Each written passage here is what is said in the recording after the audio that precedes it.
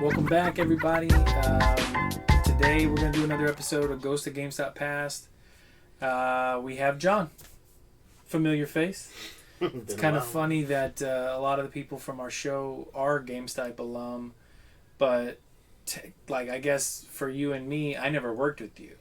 So this will be the first time that we have an episode with somebody that we just straight up did, or I never worked with. Yeah.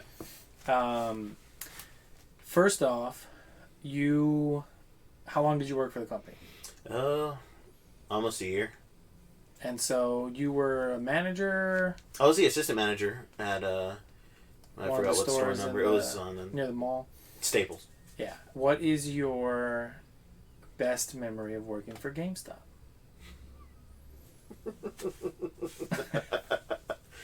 Oh man, where do I begin? There's too many to count. It's weird to say that within the year, almost the year that I worked there, how much crazy stuff happens on like a daily basis. Wait, when I said best, I mean like positive, because I was waiting obviously to get to the worst. Most positive one. Oh man. Actually, you know what? I'll tell you. It was actually the reason why I got in trouble. Cuz kid came in. He was probably about like 9, 10. And he comes up, the mom didn't have enough. She was like short, like I think it was like $2 or $3. She was short. And so my SGA wasn't there, or no other person was there to ring her up, so I rang her up under my name and gave her my employee. Yeah. And it was just enough to, for her to afford it. And then she was like, oh, thank you so much. She thanked me profusely. Her little boy thanked me. And that was it. They're on their way out. And, it made me feel good. It sounds corny. But it made me feel good because, this is, he picked out a game he really wanted. Yeah. And, he was able to get it on his birthday. So, it made me feel good doing it. But ultimately, that was what actually cost me my job. Yeah, Well, who was the DM at the time? Oh, of course. But, yeah, that's... there's so many stories that I have about her. Like, I couldn't believe, like, the reason why they let me go is because of that one situation. Yeah. And it was like, it wasn't even like I gave her the game. Yeah, like my pro membership just was able enough to get there, Yeah. and they called it theft because I was something about the points, like basically like taking advantage of free points. I was like, dude. That actually just reminded me. I got in trouble when I first started working there in 2005. I got in trouble for something similar. My cousin had come in, and my cousin was going to buy something, and I got like super excited to see my little cousin. I was like, hey, he was like he couldn't have even been a teenager at the time. Maybe a teenager, And I was like, hey, what are you doing? Hey, Jared, like, whatever, you going to pick a game? Or he picked a game out. He was going to buy it. Whatever, I told my manager, hey, can I use my discount for, I'm going to use my discount for his game. And then after my cousin left the store, my manager, or whoever the manager on duty was, came up and was like, hey, just to let you know, man, we really can't just be giving our discounts out to anybody. And I was like, oh, I thought y'all said it was cool if we gave discounts to family. And he goes, what? And I was like, yeah, that was my cousin. And what makes the story funny is my cousin is like half black. Mm-hmm. And so like obviously he's like, oh, well, that's nothing related to Caleb, or is what I took it as. But so yeah, like he didn't really get on to me. Just once I told him it was my cousin, he kind of was like, oh, okay, no big deal. Right. But I remember, like, in that instant, I was, like, so scared, and I was like, well, he's my cousin. I know we don't look similar, but but we share blood. Was that the time when it was working? No, this was like in 2012. Oh. This was, like, 2005. Yeah. I think, really, to be honest, I'm not trying to turn this into, like, a shit on thing, but I honestly felt like I honestly felt like every time she would come in, no one was nervous. I only felt nervous. And but granted that I was the newer one. I was the newest member.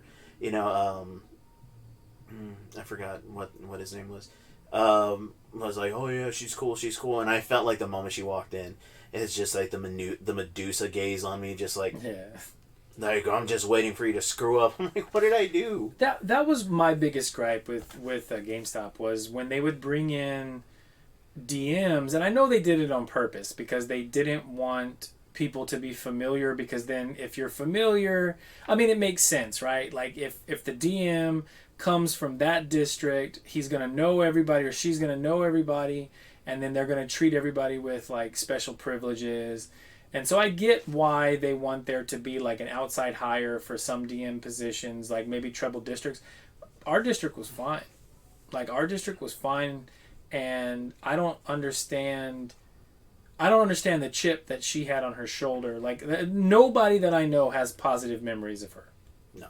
And so it's kind of sad because, she chose that role to play, and I know she's not with the company anymore, and I've heard many stories as to why, but I mean, it's all about, who you're going to believe or whatever. Yeah. She definitely wasn't trying, or she had her favorites, but she wasn't trying to make friends with the underlings for sure. Yeah, I did feel like some, I forgot, God, I don't want to say names, but one of the GAs, I kind of felt like she was kind of like treating him like shit. Like whenever she'd walk in and he was on shift, because he was part-time, and whenever he was there, I always felt like she kind of was just like, was telling him, oh, you need to make sure everything's filled. I'm like, lady, we just got through with a rush. I mean, like they're taking things off. We have the covers in back. We haven't even gotten a chance to do this. And then I think one time she's like, I have to go and check the video feed in the back because I need to make sure that y'all are actively going out and engaging customers and that you're not just standing behind the counter. I'm like... To me, it was always, if you are performing, if your store is performing and your numbers were fine, that means that you had a rapport with your customer base, and it didn't matter how you did it or how you accomplished it. But them trying to nitpick and micromanage, it was, oh God, it was like it was just absolutely atrocious. I don't know if I had ever said it, but the day that she came in and fired me, and it was totally unscripted, but when she came in and fired me, I was helping a customer, an older lady, and her grandkid or her son or something, and that lady was like, oh my God, you've been so helpful, before I was done with the transaction, and she was like, you've been so helpful, I'm so grateful, blah blah blah, I couldn't have found this, whatever. But that lady was just praising me, heaping praises at me, and so I told her, I was like, well, you can go to tellgamestop.com, enter this number on the website, and enter for a chance to win $500 gift card, And she was like, oh, I definitely will. As soon as that lady walked out, I need to talk to you in the back. And I was like, I didn't know it was coming because I didn't know I had done anything wrong. Yeah. But yeah, oh my God, dude, it was so frustrating. I think the problem with her, too, was I think she ended up facilitating the hiring of one of her family members. I think it was, from what I was told, it could be rumor because everyone had something negative to say, but I think it was like her son or something like that. I thought it was like nephew. I heard it was somebody because I remember, if it's the same one, when when did you stop working there? That was 2012. Okay, no, this was I think this was like 2016, 2017. I forgot, I think it was Gears of War 4 was already coming out. And GameStop had sent us the polos and it said Gears of War on it. And I was excited because I'm still a huge gearhead. And the fact that I got it and I was like, oh, it's cool. And like Veronica said, no, I don't want mine, just leave it back there, or whoever wants it can take it. Right? And I was like, oh, I'll take it because, I can always use another one. Yeah. And I wasn't like gonna sell it or nothing. I just like to have another shirt, especially if it's Gears. And went in there and she's like, they sent y'all X amount of shirts and I want one for my son. I told him I was gonna get him one. I'm like, well, we don't have any more. Well, how come? Where is it? And I was like, I don't know. Yeah. Like, why are you looking at me? Generally, an abuse of privilege that she had, And I think it's funny that she had zero patience with all of these people that were, because I mean it's the same thing that I think we've said on every single episode. It's a dime a dozen GameStop employees. You can replace them in 10 minutes by just going into your application pool and grabbing any random one, hiring them for a couple months, and then letting them go. You know what I mean? Because what does it matter? You have 4,000 more applications in the bag. And then to top it off, like, I don't know how many people, have you ever had that where they're like, well, it must be awesome working here. You get to play video games, talk shop. It was like, trust me, it's not what it's made out to be. It's really just the management, like the DMs and above. Now we did have one. His name was Dave. He was a really cool guy. He stayed out of our hair. It was the one before her. Mm-hmm. He was a really cool guy. He did not. Or what is it? He never really stayed on us about any numbers. He recognized that we were doing it. Our particular store was ranked in the top 10, like year-over-year growth for like 4 years straight. And then after I leave, or after I got let go, and then they had some shifts, they took some of the employees. It was our same group for like 3-4 years. And then one by one, everybody started leaving, and now I still hear that the store is garbage. Like, people don't enjoy going there anymore because it's... Oh, that's not true. That's actually not true. I take that back, because Billy's out there now, and Billy's a good guy. Billy and Abigail, they're both pretty good guys, and they take care of me when I go in there, and I imagine there's a lot of people who feel the same. Yeah. But before Billy got out there, I was hearing like a lot of complaints. I was hearing like a ton of, oh, it's just not the same, and because they turned it from actually having fun to it's basically into, I mean, every business is a numbers game. Yeah. But with GameStop, like... But you could do both while you're working there. But I know when under it was just numbers. You know, how many pre-orders have you gotten today? How many... She even got to the point where, like, were you marking y'all's down when you would make a pre-order?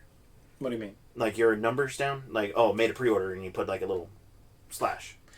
I don't think we got to that far, but I can't stress to you enough that we didn't need to do that. No, he was having us do that. And that's what was y'all's store struggling with numbers? No, dude, we became an elite store.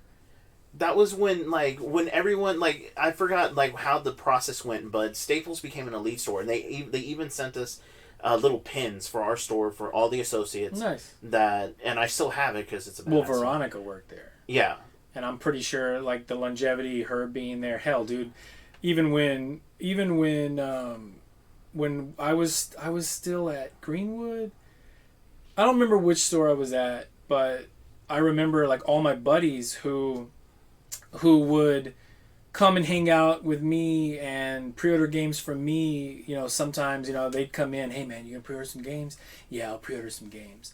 But then whenever they started going to the other store that she was at, they would pre-order from her, and I was always like, man, fuck y'all. What are y'all doing going all the way out there? I've known y'all for 10 years. But I'm certain that it helped that like how long she had been there developing a rapport with people. Mm-hmm. and her being, like, you know, a girl at GameStop is automatically going to get attention. Not that that's any testament to her work ethic, because as far as I know, she was always a great employee. I did have this favorite thing that I would do, and I was acting like a low-key dick that I would like to do. Like, most of the time, like, at our store, we'd have kids just go in, and their mom was like, next door getting a coffee, all the surrounding things. Yeah. So the kids would always go in there by themselves. And they would just hang out in there, and their mom would, you know, eventually come in. Or they would go to, like, the hair salon down, like, just down the way. And they would go in there while they're waiting. And so this one kid had came in, like, hey, you know, welcome to GameStop.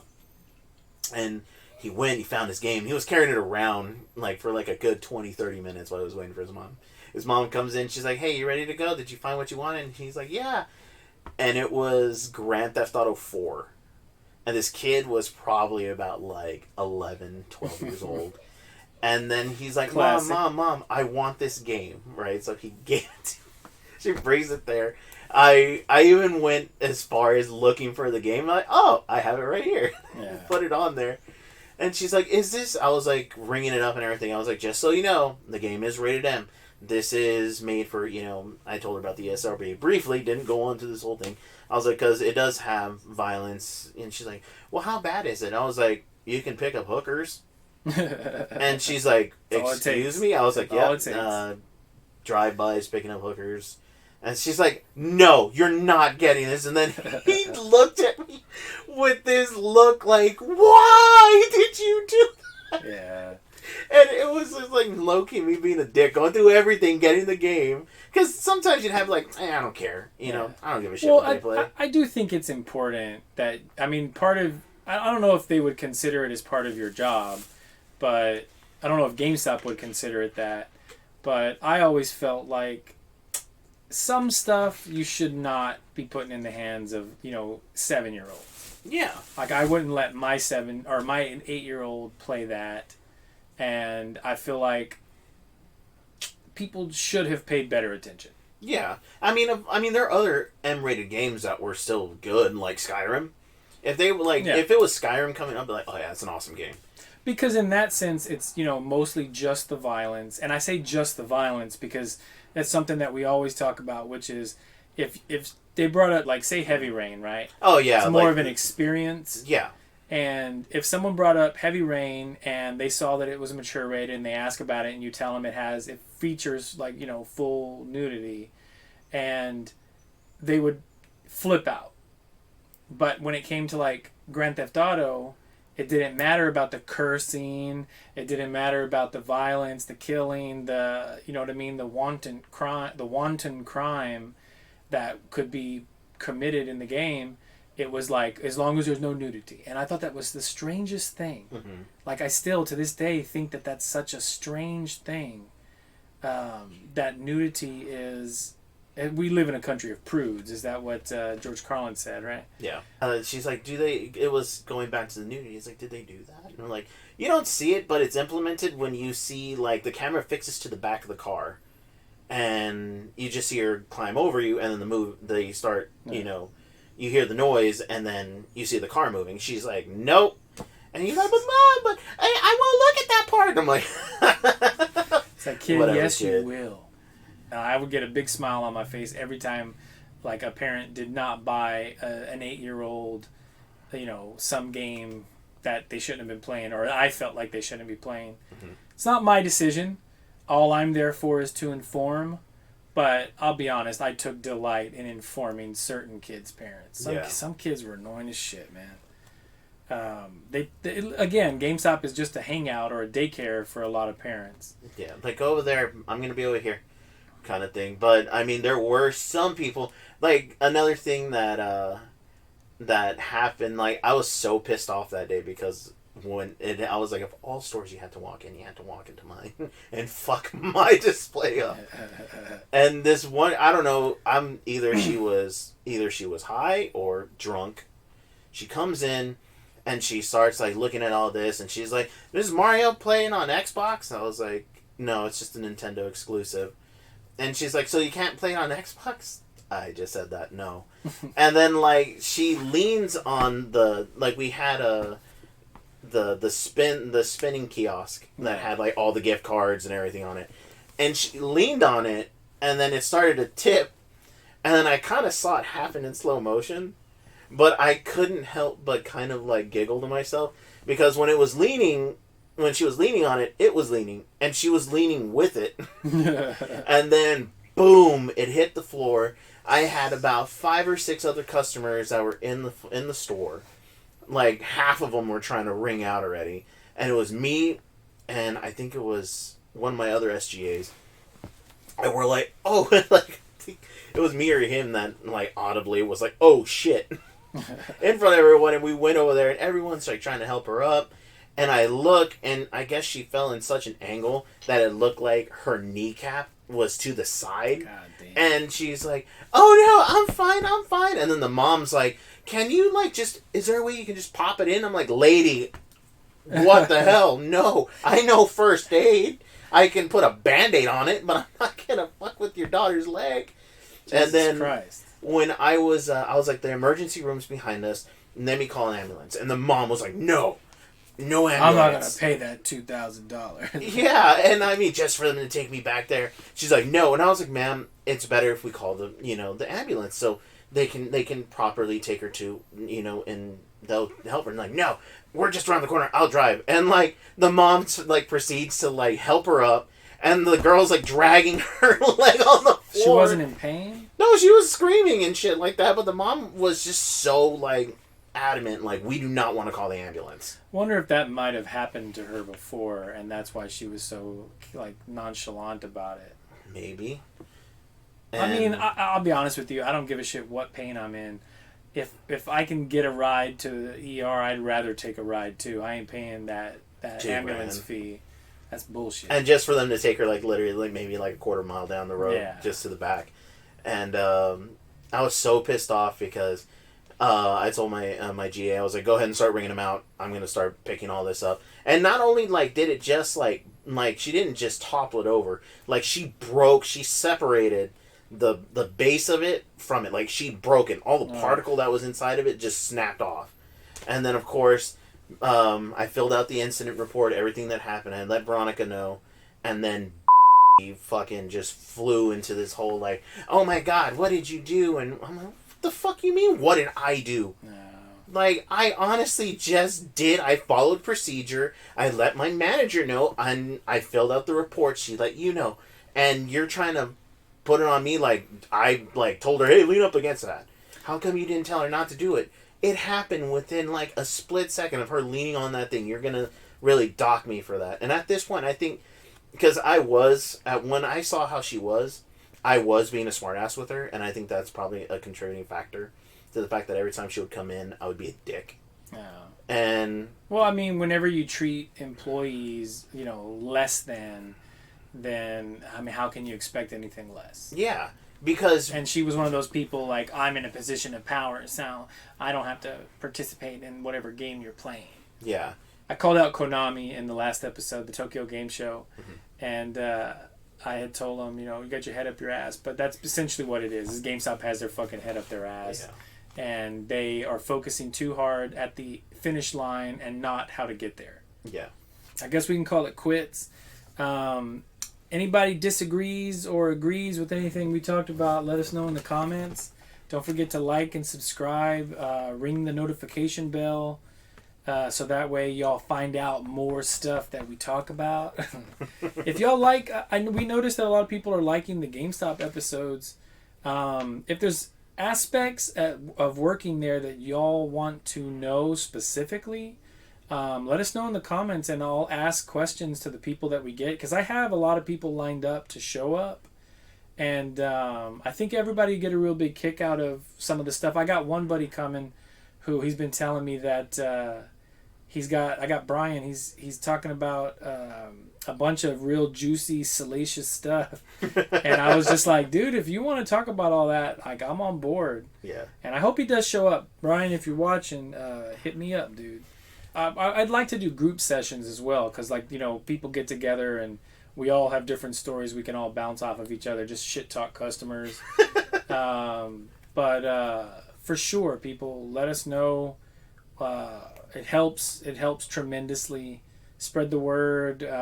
If you've worked for GameStop in the past, hit me up, whether it's through Facebook or YouTube.